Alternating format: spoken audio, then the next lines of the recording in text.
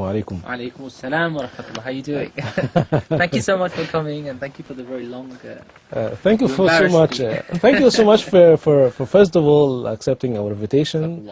Thank you so much for calling us. And this is, by the way, I have to say that Sami Yusuf, he called us and he told us that I've got a lot of requests from my fans. So we really think this is very humble step from him, and it leads us finally to know how much he's really Muslim, really humble man, really good role model for the Islamic artists.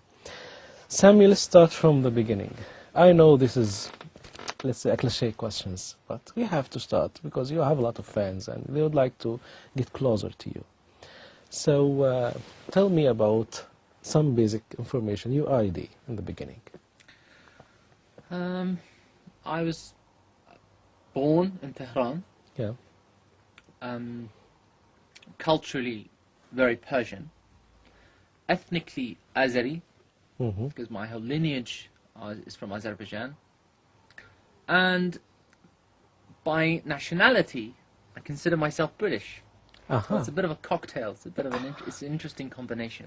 Yeah, it's a unique mixture. It's a unique mixture. I'm blessed. Oh, really? You are blessed, and we are blessed that we have you. God bless you. For how long you stayed in Tehran? A couple of years. I was a baby when I came. Yeah. And I don't remember much from Tehran, but I would love to go back. I'd love to go and maybe perform a concert in the country of my birthplace when I was born. Mm-hmm. But from a very rich musical background. Yeah. My uncles, my cousins are amazing musicians. They're not singers and musicians. They're amazing musicians. I have 64 cousins. I think 63 of them are fantastic singers. MashaAllah. So it's really it's inherent, you know. It's more kind of, how can I say, it's in the family. It's very rich in the family. Music is very rich in the family. It's not just music, art, painting, but also there's this, not necessarily, well, maybe in my family, but in some of my relatives, spirituality plays a very, very strong role. Yeah. And mine one, of course, is spirituality with religion as well. But spirituality in Azeri culture is very, very strong. It's very strong, very spiritual people, meditative, and they love art and music.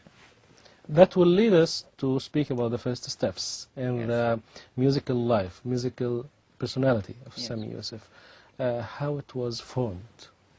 I have a very unique background musically. I mean, I grew up in a household where essentially I was involved in, well, let's want to go from the beginning.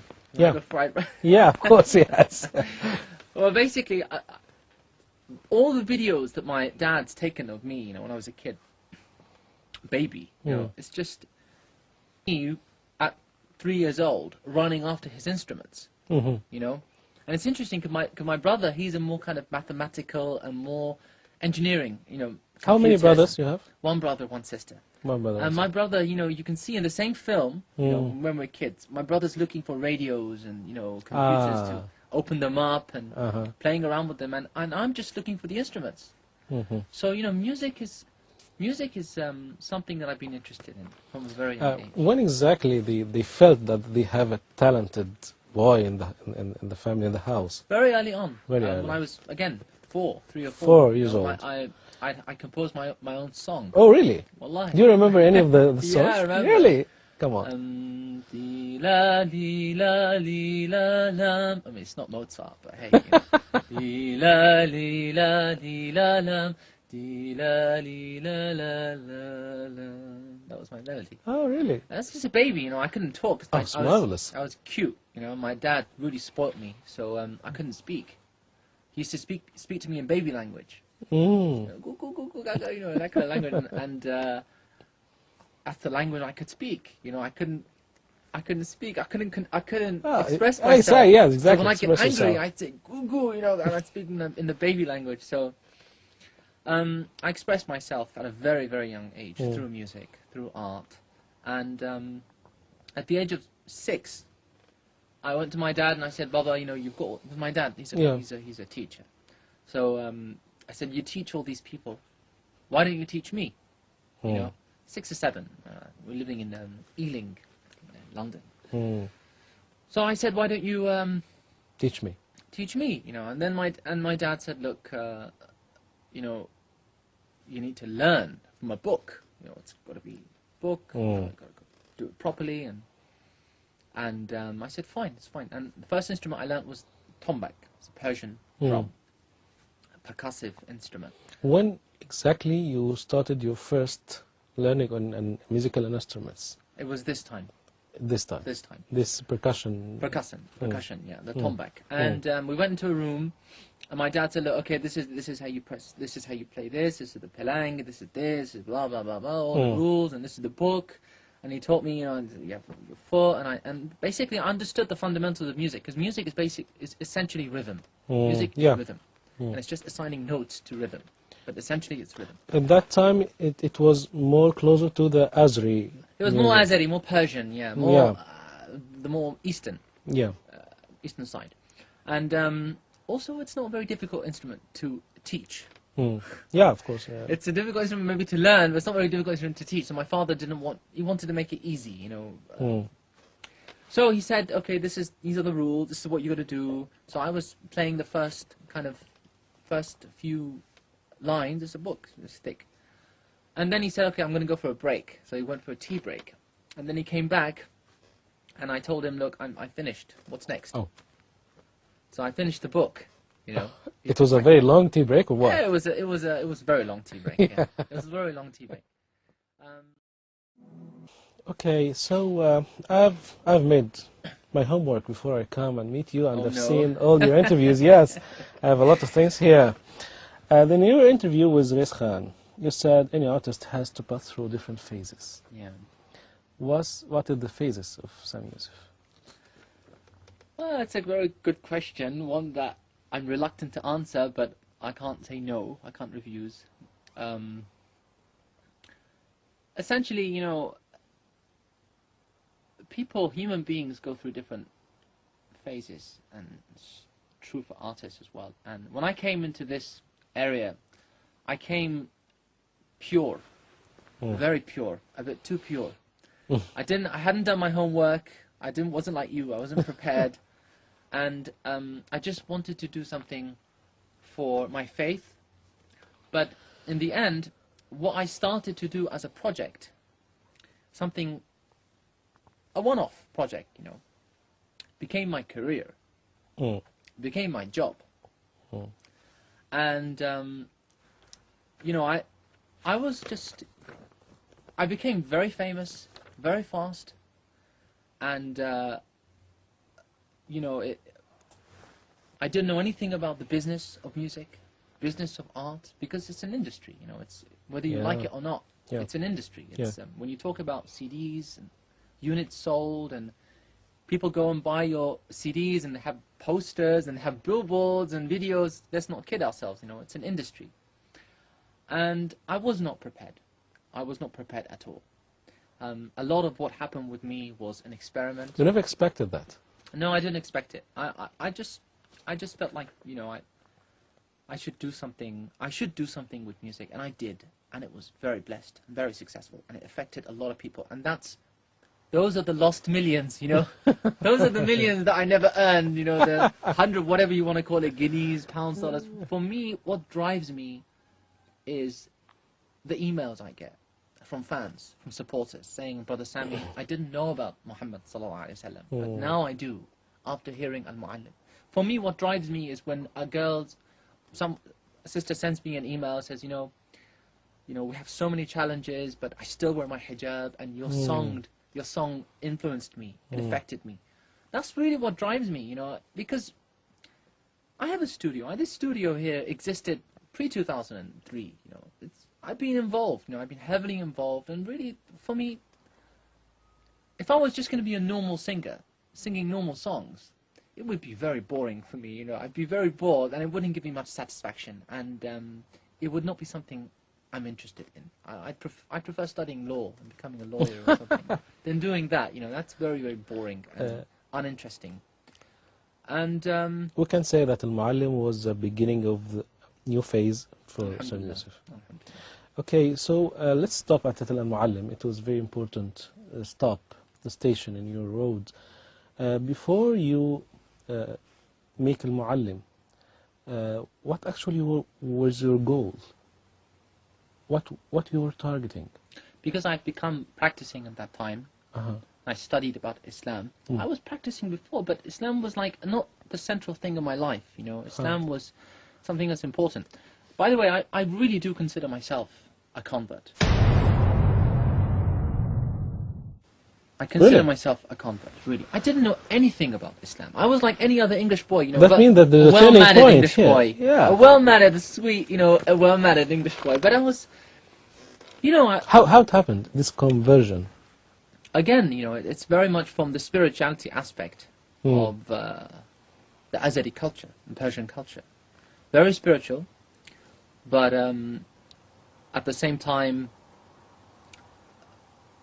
it's like, I go for walks, long walks, and I used to ask myself, I used to pray to God, Ya Allah, maybe I was a Muslim in my heart. At a very young age, I used to ask God, why am I created? Why are we here? What are we doing? It just happened by yourself? There's no outside? No, and then I met a friend in school, and he spoke to me a lot, and we had lots of discussions. And then after that, generally life, meeting people, mingling with Muslims, and brothers, and understanding the true Islam, real Islam. Because through people, everyone has, many groups claim to represent Islam. Many groups claim to understand Islam. But I believe I sound like an evangelist. I believe I found the truth. Alhamdulillah, Alhamdulillah. It's a blessing to be a Muslim. It's a blessing to follow the teachings of An-Nabi sallallahu alaihi wasallam. It's a great honor, and I think we should remind ourselves more. It's something we don't remind ourselves often enough. Yeah, we are grateful for you that you reminded us a lot about that. Al-Muallim, we're back again to Al-Muallim. When you planned for Al-Muallim, what was your goal? If you are not expecting this great success, so what was your goal? I think every artist, Muslim, non-Muslim, doesn't matter. If they're really sincere from their hearts, they want to convey something, it'll shine through their music. It will shine through their work. It will shine through their pieces, their compositions, their catalog. And Al-Muallim is a very good example of somebody, a very good example of someone's love towards a person. And it shines. It shines because it's from my heart. 100% from my heart. And you don't need me to tell you that. You can hear that.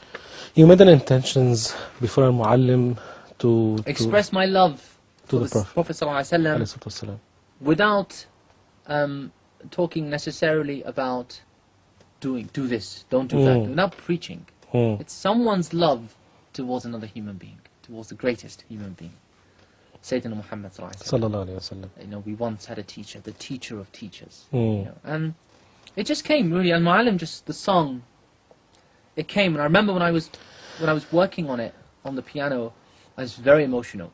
The melody made me emotional. The whole theme made me emotional. That's why you chose it to be the head of the album? Oh yeah, alhamdulillah. It was without a doubt the strongest song. He didn't think I'd continue, He just think I'd get bored and I'd go out. And he discovered the passion inside you. Absolutely. And my father thought I'm joking, so he said, okay. He opened the book and he said, play this, and I played it for him. So there was a passion there. There was a very strong interest, and music was my best friend. But a friend that I later on during my life, I began to kind of detest as well. I was thinking it's not having a very good effect on me, because the whole music environment, it's not the healthiest of environments. It's not the best of environments. Growing up, before you ask me next question, because I know what you're going to ask, I'm just going to say it. Growing up, it moved on to the violin, then the piano, and then the different Persian instruments, the azeri tar. The first lute I played, or the first plucking instrument, was the azeri tar.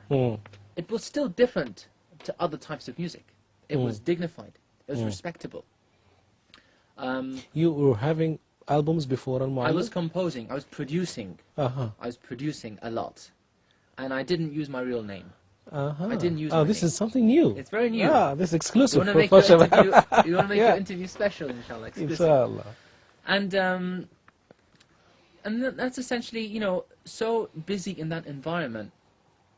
And decency and dignity and honor were very strong factors in my life. And my father, he's a great composer, a great musician, a great lyricist and poet. But he never really, his heart wasn't really in this kind of, this environment. Yeah. His heart. It's a story of many, many musicians, actually, many in Egypt, different parts of the world.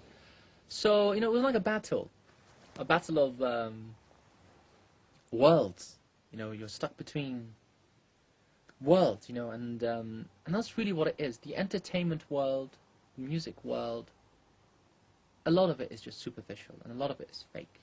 A lot of it is just fake smiles, fake... I'm not being... I don't want to sound self-righteous and say, like, oh, I'm good and they're bad and we're the best and they're not. Okay, yeah, but I'm just saying a general kind of a note. Even themselves, they comment that. They say that. A lot of it is just a show. It is show business. It's show business. Show business means that it's not real. The concept of a star is that you can see it and it's up there and it's glowing, but you can't touch it. And that's why there's this, stars, oh, don't come near me, and there's got all these bodyguards and this kind of whole hype around it. You can see, but you can't touch, which I don't really like. I don't like that environment. So, I always felt like I don't really fit in to this world. I don't fit in. Not that I'm doing something necessarily that's evil or satanic or... No, it was decent. It was dignified. But I didn't feel like I belonged to that environment. Yeah. And the problem I had was not necessarily with the music, but it's always been the environment. There's something I don't like the environment. And that environment exists today as well in a lot of countries, in Europe, in England. Yeah, it's just called the entertainment industry. Yeah, even in the Arab world. In the Arab world as well. I remember one musician, we had a concert, and he said to me after the concert, he said, Mr. Sami, I feel like what I earned today was halal. I never forget, him saying that to me, and he meant it, he's very emotional and said, may Allah subhanahu wa ta'ala always keep us together and we can tour together and perform. And it's a beautiful feeling, it's a beautiful feeling doing it. You said that there's a decency, dignity. But you think there is some kind of turning point? Turning point, yeah, absolutely. The Islamic... The turning point came when friends of mine approached me.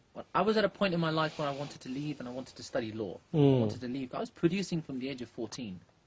I was a young boy doing big things, which gave me a lot of confidence as well. Don't you think that you didn't have a real childhood? I relate to my father. I relate to my family. I had a wonderful childhood. But it was different. It was unique. And when I studied about Islam, I studied more about Islam and Islamic civilizations, I realized that the greatest personalities throughout Islamic history, they didn't have normal childhoods. Yeah. They didn't go and play football with their friends. And they were with their elders, they were with their fathers, they were with their uncles. I think we are, as ummah, as nation, no. I don't think there's time for childhood. I think our children, they are born elders. Anyway, let's back again to your friends. At a time when I wanted to leave and study law and try to find myself, I was practicing at this time. Try to find how I can serve my faith, how I can serve Islam. I wanted to leave music. I thought, what am I going to do here? This is just, it's too bad, I'm just a drop. I'm not going to be able to do anything. They approached me and they said to me, Sami, God gave you a gift, and you should use it. Use it for good purpose. Serve Islam through your music. This is your talent. And I listened to them, and may Allah reward them. Jazakumullah khairan. And I did Al-Muallim, and it's been the best thing that I've ever done, ever in my life. It was so blessed, and really it was a very, very pure album with pure intentions, and this is what we were talking about downstairs. It's all about intentions. Really. Yes. It's all about intentions. A song. It's a song. It has a verse, it has a bridge, it has a chorus, it has a middle eight. It's a song. The other tracks in Al-Muallim, in the Al-Muallim album, really feel more like an nasheed, except for the creator, which was by the Egyptian composer. And La ilaha illallah. Yeah. Who composed this song? It's really bad. I've forgotten his name. I don't know. I can bring in the name and put it on the screen. Yeah, it's very important because he was upset with me. He was angry with me. And I remember when I sang this song, one of my friends, one of the guys from Awakening, he gave me the song, and I said, well, who's it from? Who composed it? He said it's Egyptian folklore. Oh, no. So I wrote Egyptian folklore on the album. Yeah. Egyptian is a folkloric song. But of course we were mistaken. I met, let's say, the Ismail Khayyam, Ismail Qusari. Oh, she's wonderful. Yeah, and she told me that she heard this song from your album and she loved it. MashaAllah. She's the one who sang this song before. I don't think she sang this, She sang, maybe she sang it as well. But the singer for this song... originally. The original, maybe she sang it as well. But the original is sung by a man, and it was for Mawlid al-Nabi. Yeah. And he sang it for the birth of the Prophet. I think it's well known. She's not... I don't think she sang it. But maybe she sang it literally. She sang Salamullah. Salamullah ya Ta. The Egyptian song. La ilaha illallah. She sang this one? Yeah, she sang this one. We should do a duet.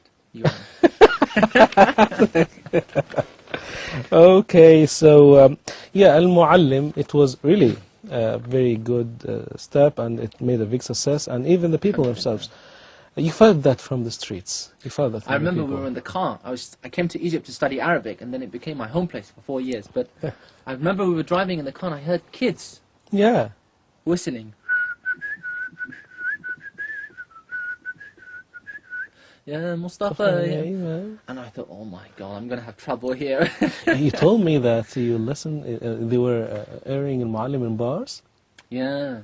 Yeah, they didn't understand the word or what? I don't know. But they loved the tune. They're probably airing it in Fajr time or something. That's what it's like in to remind the people that it's Fajr time. Okay, let's speak about the clip, the video clip for Al-Muallim. Yes. You knew the idea and the creative of the clip, and so what was the idea behind this? This song, the idea behind it, the credit goes 100% to Hani Osama. Hani Osama. We're very similar. He's my nemesis. We're very similar. He's a perfectionist. He knows what he wants. He doesn't like anyone telling him. He doesn't take advice. He just because he knows what he wants, and he's very good at it.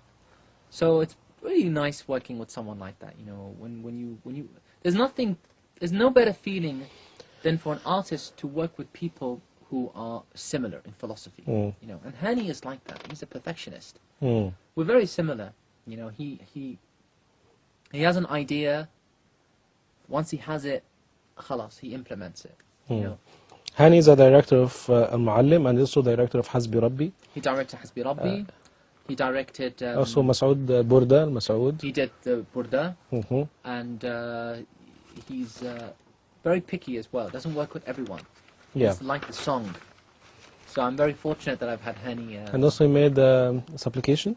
He does. That's beautiful. Yeah, very beautiful supplication. All the work is beautiful, by the way. MashaAllah. Yeah, really. So Al-Muallim, it was released I think in the West before it came to the Middle East. Al-Muallim was released in 2003, July. Yeah. I came to Lebanon to meet Amr Khalid, in 2004. And that was my mini introduction to the Arab world. And then when the video clip came out, it was the main introduction. big introduction to the Arab world. So also I've read in one of your articles on the net that you consider Egypt, it was one of the main gate for Sami Yusuf to the Arab world. Was it? Dunya ya basha. Dunya. Egypt is such a special country. Egypt is it's the Hollywood of the Middle East. If you want to do anything in the Arab world, now Lebanon is picking up, but it's still Egypt. You know, you got to go there. You got to. I didn't know that. I just came to Egypt to study Arabic. I was studying in an institute called Ad-Diwan. A very sweet Arabic teacher called Ustad Walid, who was teaching me Arabic.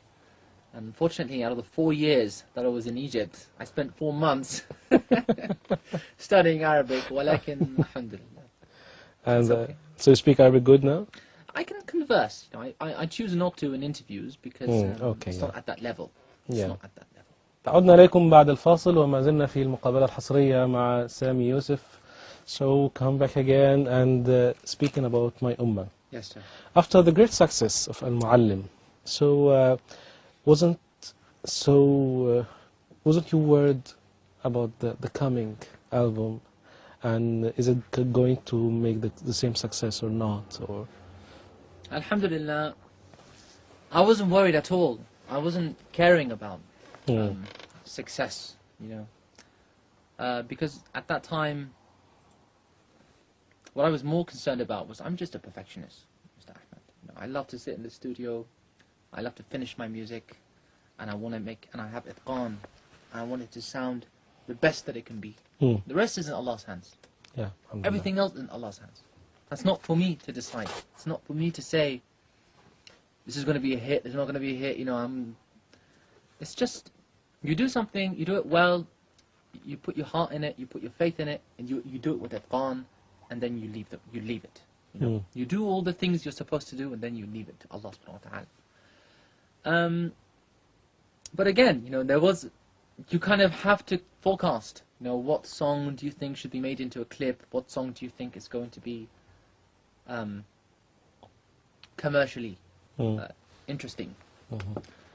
And Hasbi Rabbi was my first choice. Sure. Because the concept behind it, that you can be, you know, whatever 4 languages, and I knew from the very beginning, if this is going to be made into a clip, it needs to be made in 4 different countries. It has to be.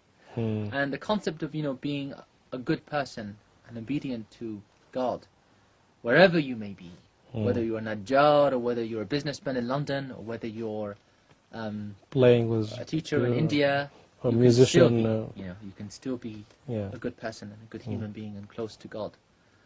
And that was the idea, and alhamdulillah, it's very strong. It's so simple. The song is so simple. It's Afghani. The melody is Afghani. Yeah.